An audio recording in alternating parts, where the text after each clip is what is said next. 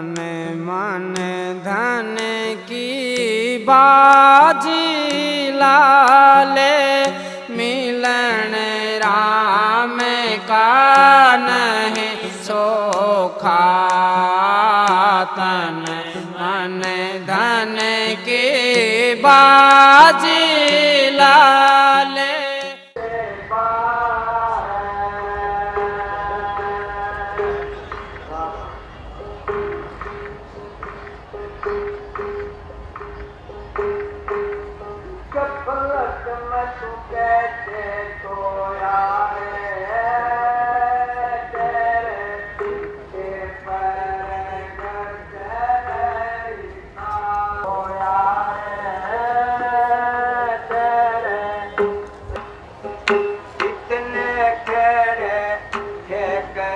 सब गड़ गड़ गए कुमार जितने खेड़े कई सब गड़ गड़ गए कुमार।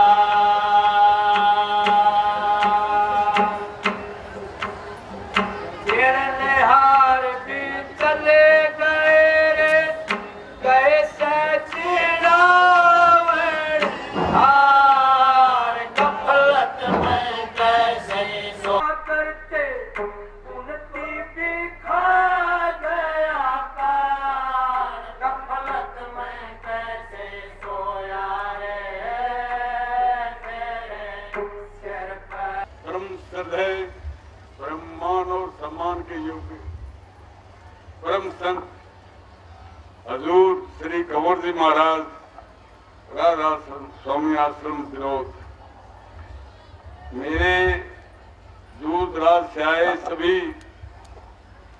सम्मानित सत्संगी प्रेमियों, माताओं और बहनों, सबसे पहले मैं हजूर का यहाँ राधा स्वामी आश्रम विनोद शाखा घवाना में के प्रांगण में मैं हृदय से स्वागत करता हूँ। सभी इनके जो पिछले सत्संग किए उस पर मैंने अपने निजी तौर पर विचार किया। एक एक शब्द इनका अनमोल है। अगर उनको हम उसमें लेके चलें अपनी जीवन शैली में तो समाज का, अपने पड़ोस का, अपनी हर तरह का सारा आनंदमय जीवन होगा, बड़ा सुखमय जीवन होगा। तो बहुत ये गुरुजी हमारे तो बड़ी उसमें हैं। वे आज से सदियों पहले कबीर साहब कह गए थे, यातन जिसकी बेलरी गुरु अमृत की खान, शीश जाए सतगुरु मिले ता भी सस्ता दान। मैं तो इन्हीं शब्दों के साथ दोबारा फिर यहाँ आने पर पधारने पर इनका अपने हृदय से स्वागत करता हूँ। राधा स्वामी, राधा स्वामी दयाल की दया, राधा स्वामी सहाय, राधा स्वामी। प्यारी साध संगतियों, माताओं, बहनों, भाइयों, बुजुर्गों, सत्संग में जितने भी प्रेमी पधारे हैं, आप सब से विनती है, सत्संग जब तक चलता है शांति से एकाग्रचित होकर सत्संग का लाभ उठाएं।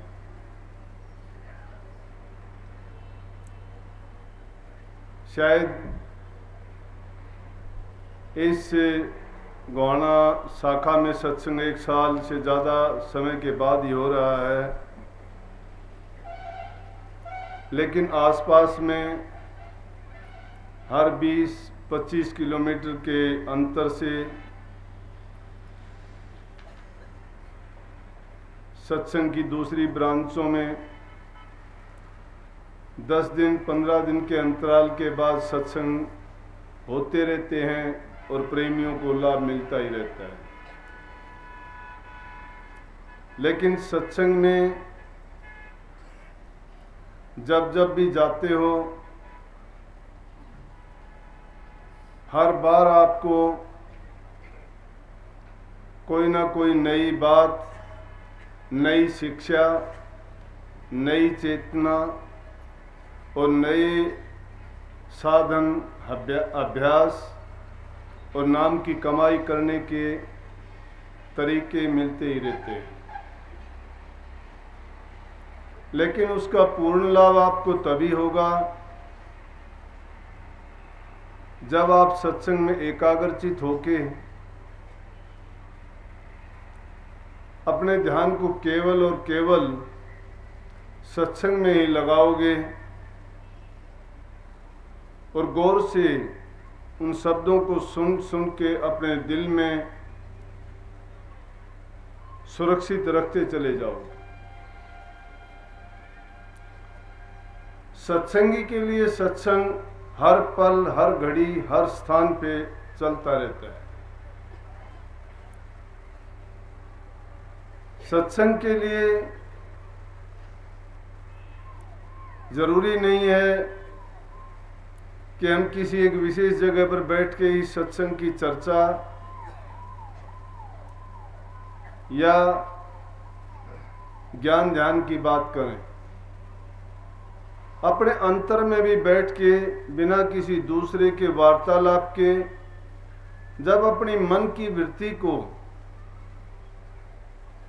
हम नाम में जोड़ देते हैं और नित्य प्रति अभ्यास करते करते हमें ये आदत पड़ जाती है कि जब भी फुर्सत का समय होगा या जब भी संसारी कामों से हमें फुर्सत मिलेगी, या कई बार तो ऐसा होता है कि जब हम अपने काम को भी कर रहे होते हैं तो भी हमारा मन, हमारी चेतना और अंदर से हम गुरु के प्रति, गुरु के बताए वचनों के प्रति नाम में जुड़े रहते हैं। गुरु के दर्शन अंतर में तब भी लगातार करते रहते हैं। चाहे वो जीव की तीन ही अवस्था होती है, जागृत की अवस्था होती है, स्वप्न की अवस्था होती है, सुषुप्ति की अवस्था होती है। ये तो तीन अवस्थाएं जीव की हैं। जागृत अवस्था में जीव की बैठक दोनों आंखों के सामने जहां हम तिलक लगाते हैं वहां पर होती है, और उसका तो ख्याल ज्यादा कर ध्यान उसी वक्त में लगता है जब एकांत में जाके हम उद्देश्यपूर्ण ढंग से कि हमें अब ध्यान लगाना है या नाम का सिमरन करना है या हमने समाधि में जाना है प्रकाश को देखने के लिए या शब्द को सुनने के लिए। जो तीसरी अवस्था है वो सुमन की है। सुमन में कभी कोई रुकावट नहीं आ सकती। सुमन की रुकावट का क्यों? कि उसमें हमें अपने काम से संतों ने, महात्माओं ने, सब ने कहा है कि अपने हाथ पाँव से चलते रहो, हाथों से काम करते रहो, लेकिन अपने मन को जब नाम में जोड़े रखोगे तो आपका काम का भी किसी प्रकार का नुकसान नहीं होगा, छोड़ना नहीं पड़ेगा, और अंतर से भी आप नाम में जुड़े रहोगे। बल्कि जो सच्चे रूप से नाम से जुड़ जाता है और उसका काम ही ध्यान में जब लगा रहता है मन, तो परमात्मा को भी उसके काम अपने आप संवारने पड़ते हैं। ये मैंने उस एकाग्रता की, एकाग्रचित होने की बात पर बल देते हुए कहा। ऐसी घटनाएं हमारे भूतकाल में अभ्यासियों ने, संतों ने, परमार्थियों ने और जो नाम पर चलने वाले, कड़े अभ्यास के करने वाले थे, उन्होंने सिद्ध करके दिखाया। बल्कि तुलसीदास जी ने ये कहा है कि तुलसी तलब न छोड़िए और जपिए कभू न राम। कहता है राम को जपने की जरूरत नहीं है, दिल के अंदर तलब ही अगर आपको पक्की लग जाएगी। तलब का मतलब है कि हमेशा उसी चीज के लिए ललायित रहना जिस चीज को हमने हासिल करना है। जिस प्रकार से संसार के दूसरे पदार्थों को हासिल करने के लिए हम अपना बल, अपनी बुद्धि, अपना सोच सब कुछ उसी में लगा देते हैं कि ताकि उस काम को हम समय से ही पहले पूरा कर लें और उससे अधिक लाभ हासिल कर ले। जब तक इंसान को उस चीज की लगन नहीं लगती है तो कभी वो उसको पूर्ण नहीं कर सकता। लेकिन जब लगन लग जाती है और काम उसको पूरा करना है, समय की पाबंदी है, रात की नींद छोड़ देगा, अपने खान पान को त्याग देगा, भूख प्यास को तज देगा और सभी सुख सुविधाओं को छोड़ के अपना फालतू समय में लगा के भी उस काम को समय से पहले पूरा करेगा। क्योंकि तलब जब जिस चीज की लग जाती है उसी में उसका मन लगा रहता है, और वो काम करते करते अगर उसको नींद आ जाती है तो नींद में भी अचानक उसकी नींद खुल जाती है और कोई अदृश्य शक्ति उसको जगाती है कि तेरा काम अभी अधूरा है। तो तुलसीदास जी ने उसी बात को क्या कहा कि हम अगर राम के भगत हैं, हम अगर अभ्यासी हैं सच्चे दिल से, तो उस राम के नाम को याद करने की जरूरत नहीं है। तुलसीदास जी ने देखा, संतों ने तो सभी ने बड़े स्पष्ट शब्दों में जीवों को समझाने के लिए, मार्ग पर लाने के लिए और प्रभु की तरफ जोड़ने के लिए बड़े स्पष्ट संकेत दिए। लेकिन हम ऐसे अभागे हैं कि जब ऐसी शक्तियां इस पृथ्वी पर हमें चेताने के लिए अवतरित होती हैं तो हम भूल जाते हैं, भ्रम में पड़ जाते हैं। और कितनी सादगी में उन्होंने वो बात कर डाली कि शायद हम वर्षों तक भी एकांत में बैठ के अपना अभ्यास करें, कोशिश करें, चाहे ग्रंथों को टिटोड़ो, कितने सत्संगों में जाएंगे तो ही हमें वो चीज या वस्तु या वो नुक्ता और सूत्र मिल सकता है। लेकिन उन महापुरुषों ने थोड़े से में सब कुछ कह दिया। उन्होंने क्या कहा कि तलब नहीं छोड़नी चाहिए। उस तलब को अपने दिल में जब रखते हो, चाहे सोते हो, उठते हो, बैठते हो, खाते हो, संतों ने किसी न किसी रूप में यही कहा। नानक साहब ने भी शब्दों के हेर फेर के साथ उसी बात को क्या कहा कि उठत बैठत सोवत जागत नाम, कह नानक सिद्ध भय तिसके काम। जो इंसान उठते बैठते सोते जागते याद रखता है, उसका मतलब क्या? तलब जब लग जाती है तो आदमी कोई भी काम करता। मैं तो यहां तक भी कहने में संकोच नहीं करता कि जो चीज हर प्रकार से आपको पवित्र करने वाली है, आपके सभी पापों का नाश करने वाली है, आपके जन्म जन्म का जो कर्म का भार था उसको पल भर में मिटा देने वाली है, उस नाम को चाहे तुम पखाने में जाते जाते भी याद करोगे तो भी वो तुम्हारे लिए फायदा ही फायदा है। और वो फुर्सत के लम्हे होते हैं। इंसान का दिमाग है ये कभी भी शांत नहीं रह सकता। क्यों नहीं रह सकता? कि उसकी आदत है, वो कोई ना कोई सोचता जरूर रहता है। चाहे आप जागृत अवस्था में होते हो, चाहे स्वप्न अवस्था में होते हो। अभी सत्संग से पहले किसी बहन ने मेरे से एक सवाल किया था कि मुझे स्वप्न में ये चीज दिखाई देती है, वो दिखाई देती है। मैं थोड़ी से में ही समझ गया।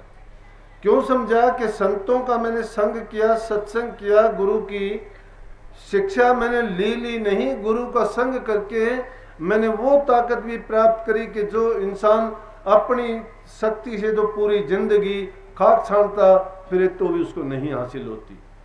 गुरु की मेहर की दृष्टि जब शिष्य पर पड़ जाती है, लेकिन लेने वाला होना चाहिए, पात्र होना चाहिए।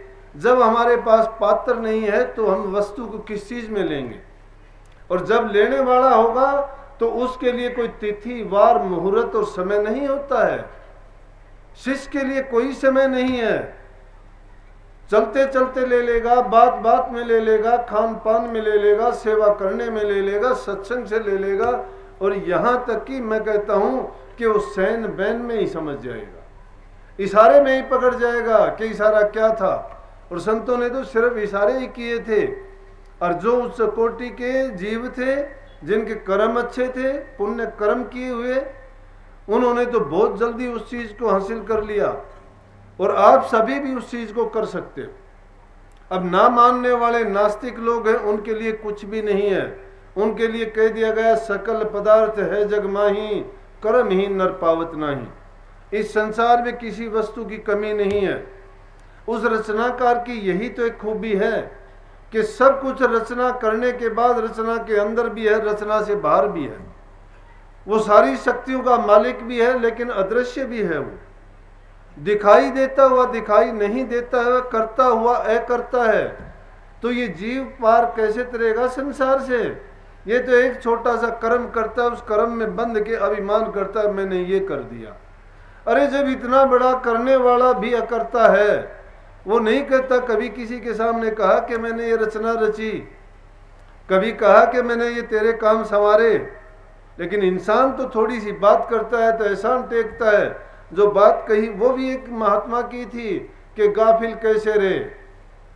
गाफिल का मतलब किस प्रकार गाफिल हो कि वे एक ऐसे बंधन में तू डाला हुआ है, चंद दिन का तेरा जीवन है, जिसने तुझे जीवन दिया, इंसान का चोला दिया, सब कुछ करने के लायक बनाया। अरे नालायक, तू उसी प्रभु को भक्ति करने के रास्ते को त्याग दिया तूने। ये इसलिए नहीं मिला था कि इन संसार के पदार्थों में तू पच के ये भूल जाएगा कि मुझे क्या करना था। ये अवसर फिर मिलने वाला नहीं है। इसीलिए बार बार संतों ने उसी चीज को गाया, दोहराया और संसार के जीवों को चेताने के लिए अपना बल, पोरस और सब कुछ उन्होंने उनके सुधार में लगा दिया। लेकिन फिर भी जो जीव नहीं समझते हैं, नहीं चेतते हैं, करनी नहीं करते हैं, तो उनका क्या किया जा सकता है? हमारे यहाँ काम आने वाली चीज क्या है कि सिर्फ सतगुरु की भक्ति और सतगुरु की मेहर जिसने प्राप्त कर ली, और एक बार भी मेहर की दृष्टि जिस पर पड़ गई तो यूं समझो उसकी सृष्टि ही बदल गई। दृष्टि मेहर की होनी चाहिए। मेहर की कब होगी? अब हम क्या सोचते, हम कहते जो करे गुरु करेगा, जो करे परमात्मा करेगा। अब बार बार इस बात का कभी प्रभु को उसका गुणगान करते हैं, अच्छा हो जाता है, तो कभी अगर थोड़ी बुराई होती है तो निंदा करने से भी नहीं चूकते। अरे उसकी कामों में, उसकी बातों में नुक्ताचीनी करने की जरूरत नहीं। संतों ने उनके लिए एक ही बात कहा कि मौज में रहना सीखो, उनकी दया के पात्र बनो, उनकी मेहर को हासिल करने के लिए हमेशा तुम उनको याद रखो, वो कभी भुलाता नहीं है। मैंने कहा था थोड़ी देर पहले, जो उनकी शरणागति हो जाता है उसके काम संवारता है, किसके नहीं संवारे। अब तो हम उनके तो उदाहरण दे दे के बड़ी जोर जोर से चिल्ला के कहते हैं, अरे 360 दिन में से तो 361 दिन बुरा करते हैं, 2 पल उसका नाम लेके एहसान जताना चाहते हैं। और वो भी कब? जब हम पर दुख आता है तब। जब उस सुख में कभी याद नहीं करते, गाफिल हो जाते हैं, भुला देते हैं, उसके एहसानों का बदला कैसे उतार सकते हैं? एक पल के लिए भी हमें ये ख्याल नहीं आता कि उन्होंने कितने हमारे ऊपर एहसान किए, कितना सुंदर अवसर मिला करने का, जो हमें ये जीवन मिला, और फिर भी हम उनके क्या हैं कि एहसानमंद नहीं, एहसान फरोमोश हैं। हमने एक ही चीज बुलाई है, प्रभु की भक्ति बुलाई है, और संसार की सारी चीजों में हमेशा जिंदा रहते हैं। लेकिन वो चीज इतनी आसानी से मिलने वाली भी नहीं है। क्यों नहीं मिलने वाली? कि जब तक हम किसी चीज को दिल से, जब तक अपने दिल से एकाग्रचित होकर नहीं मांगते हैं। एकाग्रता में सारी शक्ति है। उस इसी शब्द में पहले भी आया था कि 21,606, इसने जो दूसरा शब्द कहा था कि चांद सूरज के बीच, इसने तो 21,626 बोला, लेकिन वो 21,626 नहीं, 606 है। और 21,606 इंसान को सांस आते हैं दिन रात में, 24 घंटे में। जब 21,606 सांस की माला बना के तुम उसके मणके के साथ उस राम का नाम का जाप नहीं करते हो, तो वो इतना ना समझ नहीं है कि उसको तुम धोखा दे रहे हो।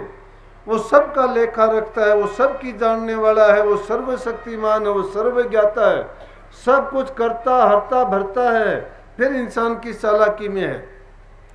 इसीलिए तो उस बहन ने जो बात पूछी थी, मैंने उसको समझा कि उसके ख्यालात तो बड़े अच्छे हैं, क्योंकि जब किसी चीज में उसकी वृत्ति जुड़ी हुई है तो हमेशा वो यही सोचती है कि अब ये काम होता होगा, अब ये होता होगा। तो चाहे आप सौपन की अवस्था में जाओगे, आपको गुरु दिखाई देगा, या आपको कुछ सत्संग की बात सुनाई देंगी, या आपको संगत सुनाई दिखाई देगी, या आप कहीं ऐसे सत्संग में जाते हुए, या किसी न किसी रूप में आपको अच्छी चीजें दिखाई देंगी, क्योंकि आपने जो तलब लगाई है, आपने जो मन में अपने विचार और ख्यालात जो बनाए हैं, वो ख्यालात आपके सत्संग के, गुरु के, नाम के हैं।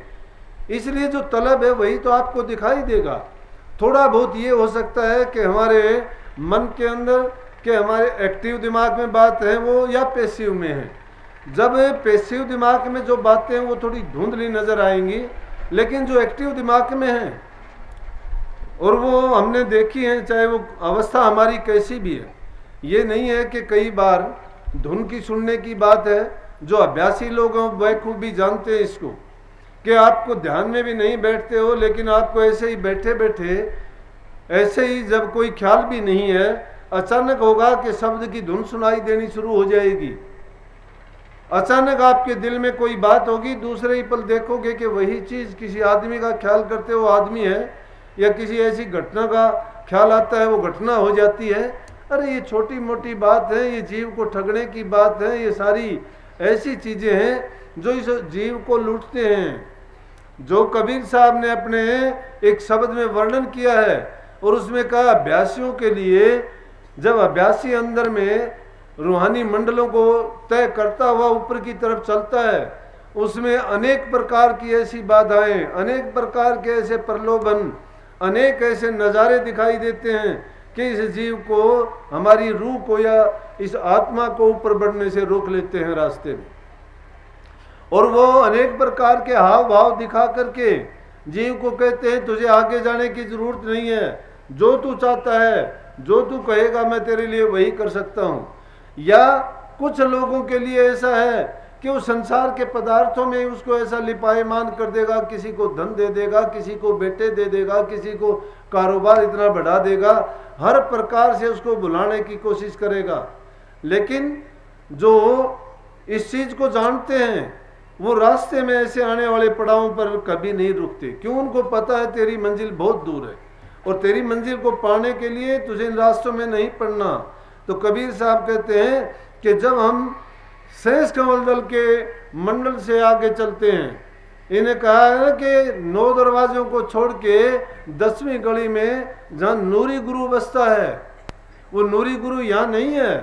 ये 9 दरवाजों में तो सिर्फ संसार के पदार्थों की सूझबूझ, तन की शुद्धि के लिए और इसके पालन पोषण का सामान तैयार होता है। बाकी जो 10वीं गली में जब जाओगे और जब रूहानी मंडलों से गुजरोगे, जब वो सूक्ष्म रूप में आपको प्रकट होकर दिखाई देंगी और सतगुरु एक प्रकाश के रूप में आपको कदम कदम पर संभालते हुए जब उन मंडलों में से लेके जाएगा, तब आपको सूक्ष्मता का पता चलेगा। लेकिन जब देह रूप में आओगे फिर उनको भूल जाओगे, बार बार उन्हीं को हासिल करने की कोशिश करोगे।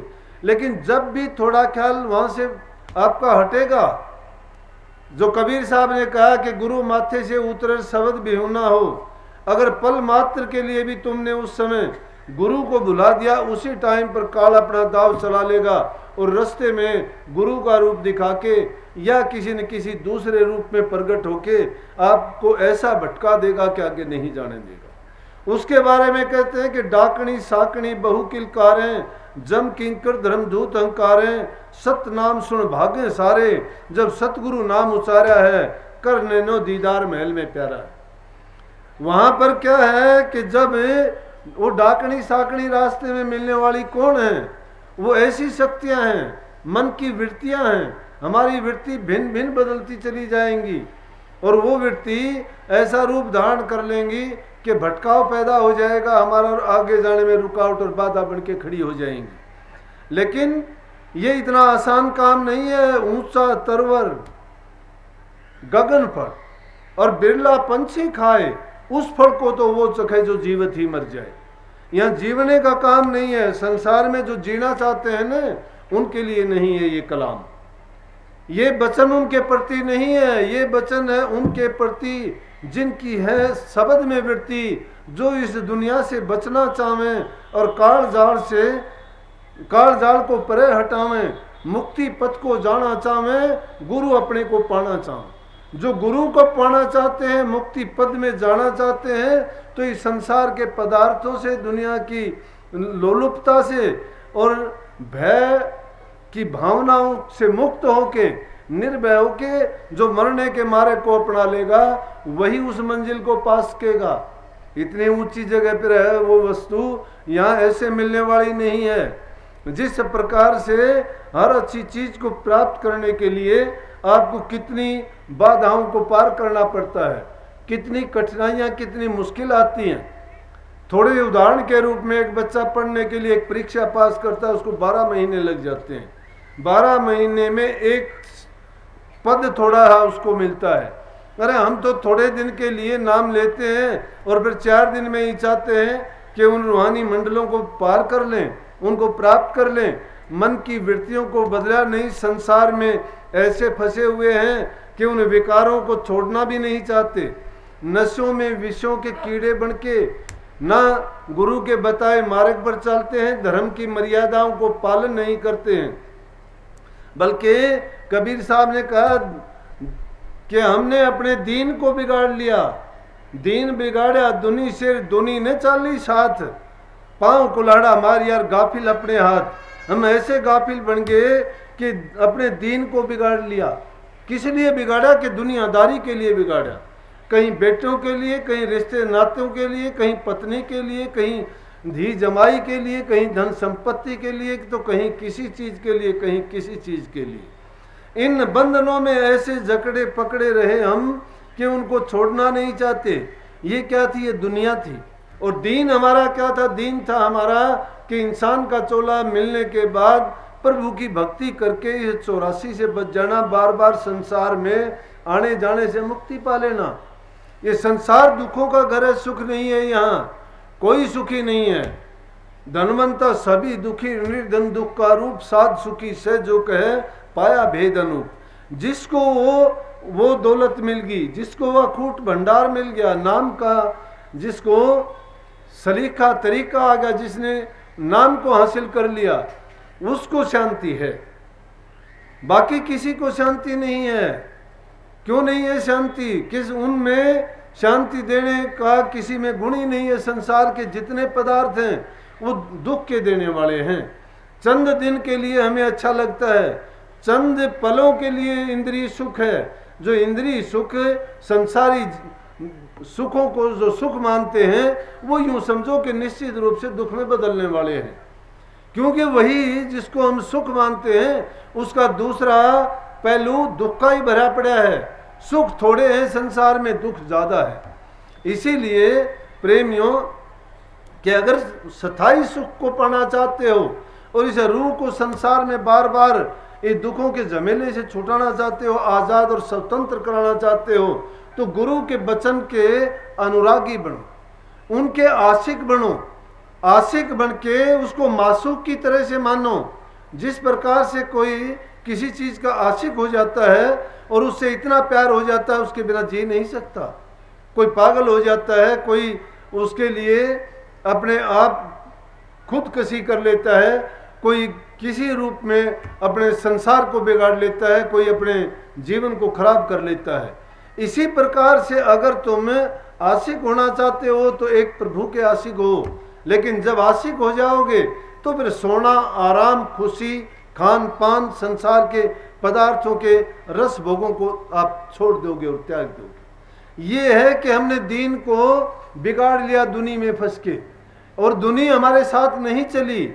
तो ये हमारी गाफिलता का परिणाम क्या हुआ कि हमने अपने ही पैरों पर कुल्हाड़ा मार लिया। जब अपने पैरों पर कुल्हाड़ा मारा है दोष किसी को नहीं देते।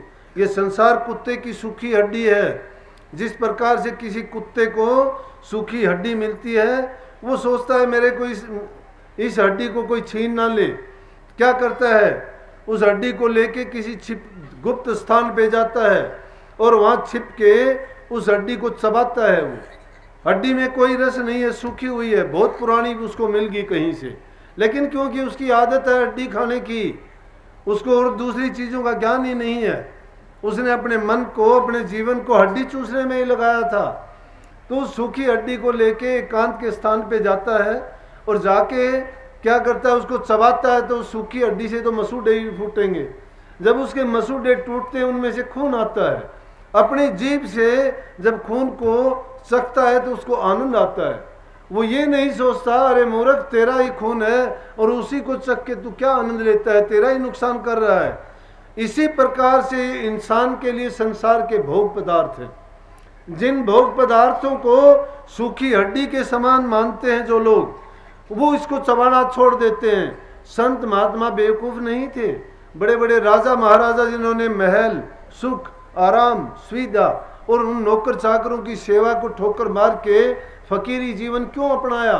उनको पता था कि नाम सत्य जग झूठ है, कि सच्चाई नाम में है, संसार तो झूठा है।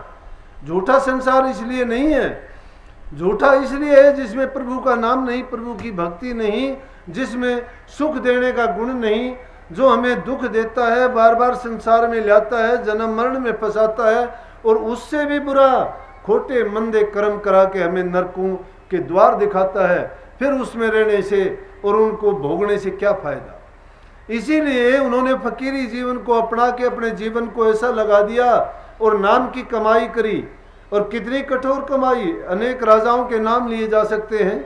बलख बुखारा के बादशाह का नाम आता है, पीपा जैसे संतों का। गागरोन का राजपूत राजा था और राजपूत राजा होते हुए भी जब नाम की तलब लगी तो एक बार तो लोक लज्जा के मारे कि मैं राजा होके क्या नाम लूंगा, फकीरों के पास जाऊंगा जो फटे हाल हैं, जिनके पास तन पर कपड़ा नहीं है, और मैं क्या जाऊंगा। लेकिन जिसके दिल में जब तड़प उठ जाती है तो वो जाति पाति राजपाट, क्यों धर्म में जाति नहीं है, नाम में जाति नहीं है। जात पात में जो उलझ जाता है वो नाम के काबिल नहीं होता है।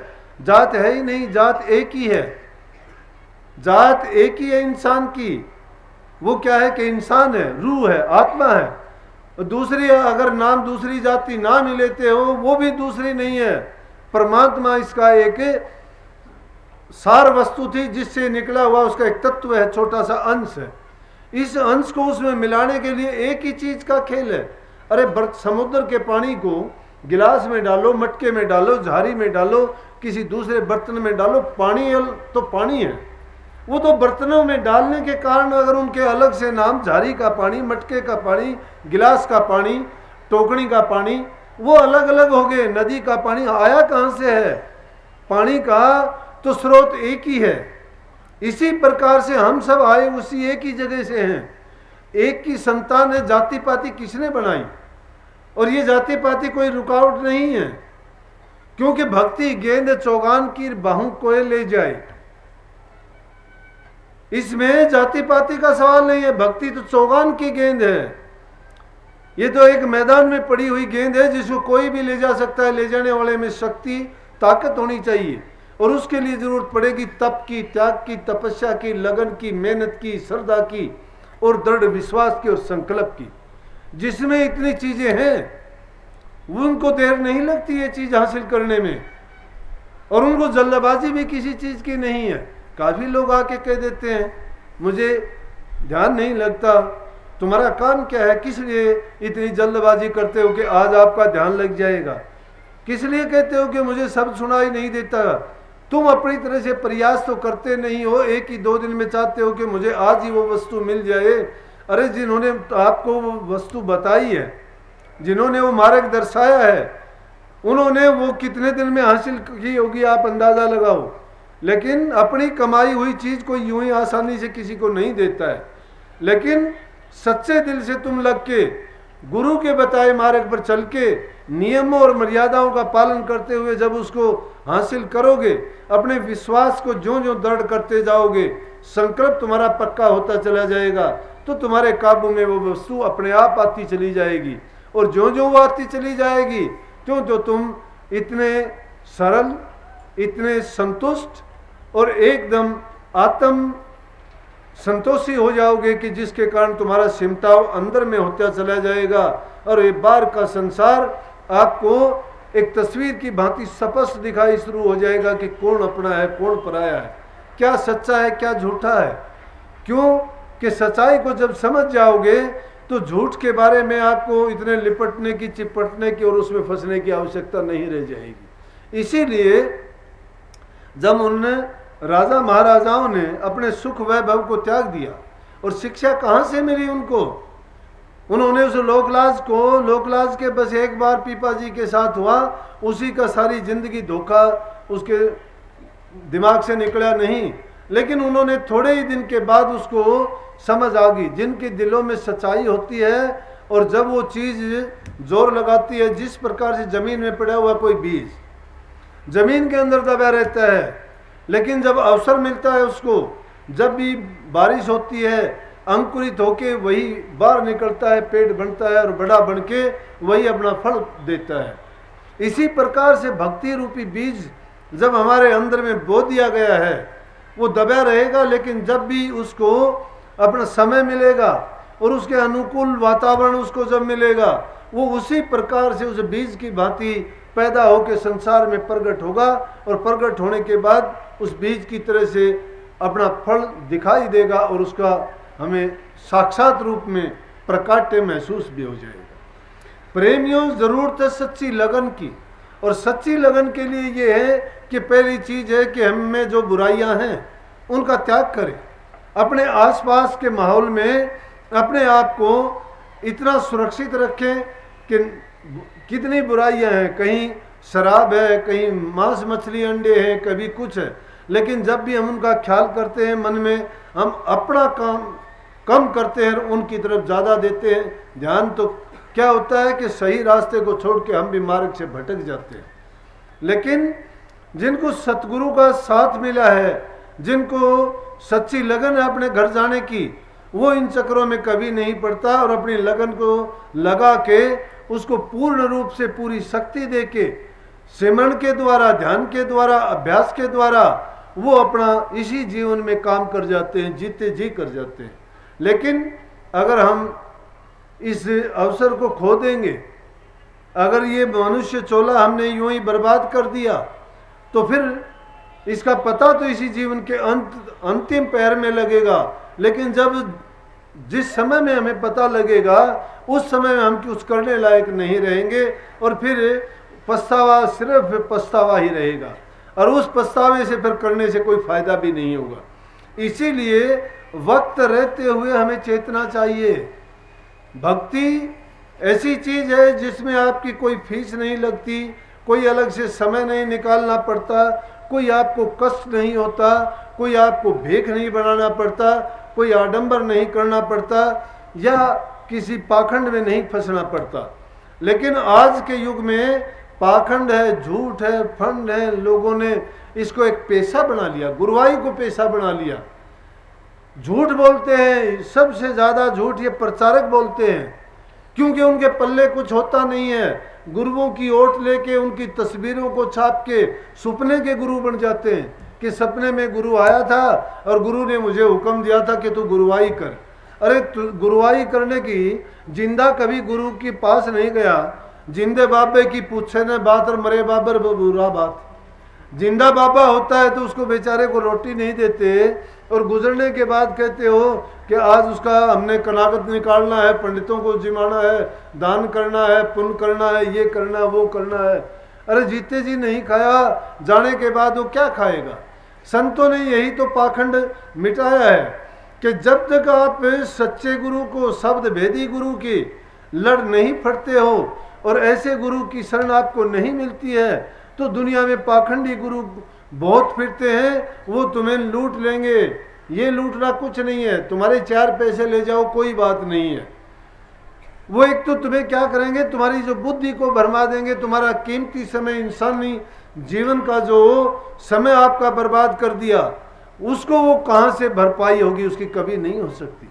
जैसे बुल्ले शाह जैसे महात्माओं ने अपने धर्म वालों को भी कह दिया था, जब उसने इन बातों का प्रचार किया और कहा पाखंडों को मिटाने के लिए, तो उन्होंने कहा कि ये तो हमारी जाति के और हमारे धर्म के खिलाफ बोलता है। उसके पास गए और कहने लगे कि आपको सजा मिलेगी। बोला कि मुझे सजा क्या दोगे, आपके मौत, मृत्यु का दंड मिलेगा। बोला वो किस लिए? कहने लगे तो हमारे धर्म के खिलाफ बोलता है। बोला तो तुम्हारा धर्म क्या कहता है, मेरा भी फैसला करो उससे पहले। बोला कि कहो क्या बात है आपकी, कि कोई आदमी किसी को ये कहता रहे 12-14 बरस तक कि तेरे को कल चीज दूंगा, परसों दूंगा, और अंत में वो देता कुछ नहीं है, उसका क्या हाल होगा। बोला कि उसको तो फांसी की सजा देनी चाहिए। तो उन्होंने कहा कि मेरी खाट के नीचे देखो, जितने ग्रंथ रखे हैं इनको फांसी दे दो सबको, ये तुम्हारे धर्म के हैं। इन्होंने मुझे धोखे में रखा। तो संतों ने क्या कहा है कि जो असलियत चीज है इंसान तेरे अंदर है, बाहर भटकने की जरूरत नहीं है। उस अंदर का मार्ग गुरु से लेके नाम की कमाई करो, अंदर में धंस जाओ, इसी ढूंढ में ढूंढो। जिस वस्तु को ढूंढना चाहते हो, बाहर पत्थरों में, पानी में, पूजा में, पाठ में, यज्ञ में, हवन में भटकने की जरूरत नहीं है। ये सब की सब क्या है? ये मन की काल्पनिक काल की भक्ति है। वो सारी की सारी बाहर की भक्ति है। बाहर की भक्ति आपको इज्जत दिवा देगी, मान बढ़ाई आपको मिल जाएगा, लेकिन आपकी रूह की बेहतरी उसमें नहीं हो सकती। आत्मा का उसमें कोई लेना देना नहीं है। बल्कि तुमने अब मन को और ताकत दे दी, जो मन तुम्हारे हक में कभी हुआ ही नहीं और ना ही आगे भी कभी होने की जिसकी गुंजाइश है। इसलिए संतों ने कहा कि मन के ख्यालात को, मन में उठने वाले जो विरोधी विचार हैं उनको दबा के अपने ख्यालात को गुरु के ख्यालात के साथ अपने मन को जोड़ो और गुरु की मौज में और मालिक की जो हमारे लिए निर्देश है उस संतों के माध्यम से, सत्संग के द्वारा हमें मिलते हैं, उनके अनुसार अपने जीवन को बांधें। उनके अनुसार अगर जीवन को हमने चलाना शुरू कर दिया तो निश्चित रूप से हम अपनी मंजिल को भी पालेंगे और अपने इंसानी जीवन का जो हमें अवसर मिला है उसको भी हम पूरा लाभ लेके इस संसार से जाएंगे। लेकिन अगर संसार में आके खाए पिए, दिन घूमने फिरने में, खाने पीने में, विषय विकारों में, पशु जीव जंतु जो काम करते हैं उनकी तरह से हमने बिता दिया तो हमें कुछ हासिल नहीं हुआ। हम में और राक्षसों में कोई अंतर नहीं रहा। फिर ये हम शिकायत करने लायक भी नहीं रहेंगे, क्योंकि कभी से आप सुनते आए होंगे संत महात्माओं ने अपने अभ्यास करके उन्होंने क्या समझाया कि हमने गर्भवास में भक्ति कबूली थी, प्रभु के सामने कॉल किया था, करार किया था, वचन दिए थे कि एक बार मुझे ये अवसर मिल जाए तो मैं आपकी भक्ति करूंगा और वो रास्ता आपसे लेके मैं आपके दरबार में ही पहुंच जाऊंगा ताकि फिर मुझे दोबारा संसार के इस झमेले में ना फंसना पड़े। लेकिन इस संसार, इस माया की, माया सम नहीं मोह नीर, मन समान नहीं चोर, हरिजन सम नहीं पारखी और कोई नदी से और। इस माया के समान कोई मोहने वाली चीज नहीं है। ये माया ने मोहनी रूप धर धर के संसार को ठगया, हर प्रकार से ठगया, किसी को किसी रूप में, किसी को किसी रूप में। इस माया ने ऐसे खेल खिलाए कि रास्ते से भटका दिया इनको, जो उद्देश्य था उससे ये भटक गए और भटकने के बाद फिर कभी इस लाइन पर नहीं आ पाए। और मन चोर है, मन को लाख कोशिश करो, यहाँ बैठे बैठे भी इतनी बात चाहे हित की है, लेकिन बैठे बैठे मन यहाँ से निकल जाएगा, पता नहीं कब कहाँ की बात इसके मन में ख्यालात में ले आएगा। यहाँ बैठे रहेंगे शारीरिक रूप से, मन निकल के यहाँ से बाहर चला जाएगा, घूमता रहेगा। इससे बड़ा कोई चोर नहीं है। लेकिन पारखी, हर चीज को परखने वाला कौन है? हरिजन। जो हरि का भगत है वही इन सारी चीजों को अच्छी तरह से समझ के अपने हित और अहित को जान सकता है। इसलिए कभी भी प्रेमियों गाफिल ना हो। तुम्हारे सिर पर वो काल, काल कहते समय को, समय कभी सोता नहीं, कभी जाता नहीं, कभी आता नहीं। कहते ना समय आना जाना नहीं है, समय तो शिथिर है। घूम तो हम रहे हैं, 84 में चक्कर काटते, वो तो शिथिर है, पहले भी था, वो आज भी है, वो रहेगा, कभी नहीं उगता, लेकिन वो सिर पर खड़ा हुआ है। इसलिए हमें फुर्सत ही नहीं है खड़ा होने की। हम तो चलते रहते हैं, जागृत में चलते हैं, सोते में चलते हैं, भजन में चलते हैं, खाते पीते भी चलते रहते हैं।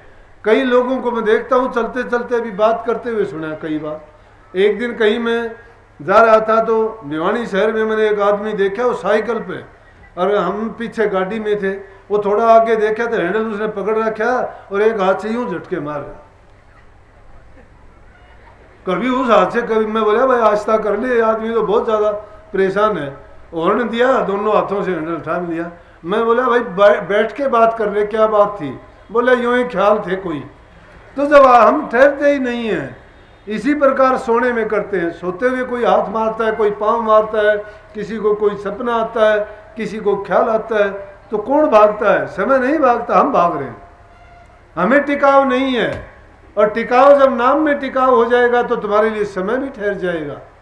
समय ठहरा हुआ तुम ठहर जाओगे। कहाँ पे ठहर जाओगे? गुरु के चरणों में ठहर जाओ। गुरु के चरण कहाँ पे हैं? मालिक के दरबार में पहुंचे हुए हैं। सिर्फ सिलसिला इतना है कि अपने आप को गुरु के साथ जोड़ने का। जब उसको जोड़ दोगे और जो बीच में बाधाएं पड़ी हैं उनको हटा दोगे, जो पर्दा आया हुआ है भरम का, भरम निकालो। इस भरम के पर्दे के कारण हम अपने पिता से, पति से, अपने निज घर से जुदा है। और उस जुदाई में तो दर्द होता है, तकलीफ होती है, पीड़ा होती है। उस जुदाई से किस प्रकार से बचा जा सकता है? उससे मिलाने वाला है सतगुरु। कबीर साहब जैसे संतों ने क्या कहा कि कौन मिलावे सच्चे पीव से, और पिया बिन मिला रहा न जाए। पिया के बिना रहा नहीं जाता, लेकिन कौन मिलावे? पिया की बिरे का तो नाम दिखाया है। वो हमारा पिता है, हमारा आदि घर है, हमारी आदि शक्ति है, हमारा उद्गम स्थान है। वो उस पर पहुंचने के लिए गुरु हमारा माध्यम है। गुरु ही पहुंचा सकता है। गुरु वो सेतु है जिस पर से जाके हम अपने उस आदि घर में पहुंच सकते हो। तो प्रेमियों, गुरु से प्रेम का नाता जोड़ो, अपने मन में सच्ची लगन लगाओ, बुराइयों से बचो, घरों में प्यार प्रेम रखो, बूढ़े बुजुर्ग की इज्जत कदर करो, सबके साथ अच्छा व्यवहार करो, भूखे गरीब की मदद करो, दुखी की सहायता करो, किसी को किसी प्रकार का दुख ना दो। अगर किसी के लिए कोई बुरा लफ्ज शब्द निकल भी जाए तो बार बार उससे क्षमा मांगो, किसी का मन ना दुखाओ। अगर किसी का मन दुखाओगे तो समझो आपने प्रभु को दुखी कर दिया है, और जब उसी को दुखी कर दिया तो हम सुख कहाँ से मिलेगा? इसलिए सुख दुख सब हमारे करने में है। हम अगर अच्छा करते हैं तो हमारा अच्छा होगा, हम बुरा करते हैं तो हमारा बुरा होगा। ये नहीं हो सकता कि लोगों की बुराई करोगे, छल कपट करोगे, निंदा चुगली करोगे, ठग्गा बग्गी करोगे, बेईमानी करोगे और फिर उसके साथ चाहोगे सुखी रहोगे। कभी नहीं हो सकता। सुखी अगर रहना चाहते हो, सुख का रास्ता अपनाओ। सुख और दुख सवारे आपके अंतर में ही पैदा होते हैं। जो पृष्ठभूमि है, जो मूल उद्गम स्थान है आपका हृदय है, उसमें ऐसा बीज बो कि जिसमें जो बो वो अच्छा प्रकट हो। और अच्छा प्रकट तभी होगा जब अच्छाई बो। लेकिन नाम को तो जब बोलोगे तो कहना ही क्या है? नाम में तो वो अमर फल लगता है जिसमें सारी चीजें आपको मिलेंगी। कामधेनु गाय उसमें मिलेगी आपको, कल्पतरु वृक्ष उसमें मिल जाएगा, मन इच्छा मनवांछित फल मिलेंगे उससे। जो भी मन में कल्पना करोगे सही होंगी सारी। क्यों होंगी? कि आपने उसमें जो बीज बोया है उसमें वो शक्ति है कि जब आपका जी चाहा जो वस्तु मांगोगे वही हाजिर होगी आपके लिए। लेकिन वो जब एक चीज मिल जाती है, मूल चीज जिसको मिल जाती है, उसको कुछ मांगने की आवश्यकता नहीं रह जाती, तृप्ति हो जाती है। वो मूल है। मूल को जब पकड़ लोगे तो तुम्हें शाखा पत्र टहनी फल फूल का कोई लालसा नहीं रह जाएगी। इसलिए प्रभु की भक्ति हमें हर प्रकार से संपन्नता, संतोष, सुख, शांति देने वाली है और सदा के लिए अमर कर देने वाली है। उसी में अपने मन को लगाया करो और बुराइयों से बचा करो। बुराइयों से बचो, संतान को, बच्चों को अच्छी तालीम दो, घरों में सुख शांति रखो, तो एक सभ्य समाज की स्थापना होगी। यही संसार स्वर्ग रूप बन जाएगा। जब तुम सुखी हो संसार स्वर्ग है। लेकिन हम तो स्वर्ग नहीं, जब इसको सुखी बना लोगे तो नाम की कमाई में आसानी रहेगी, अपने घर जाने में आपको कोई परेशानी नहीं रहेगी। सबको आशीर्वाद, मालिक आपको शांति दे, नाम में आपकी रुचि बढ़ाए, दिन प्रतिदिन आप नाम में लगते जाओ, बुराइयों को तजते जाओ, आपका जीवन सुखी हो और संसार से जाते वक्त सीधी धुर की टिकट कटे, मुक्ति धाम में जाओ, कभी मुड़ के संसार में राम। राधा स्वामी नाम सुमर मन मेरा, राधा स्वामी नाम सुमर मन मेरा, जन्म सुफल हो जा तेरा, राधा स्वामी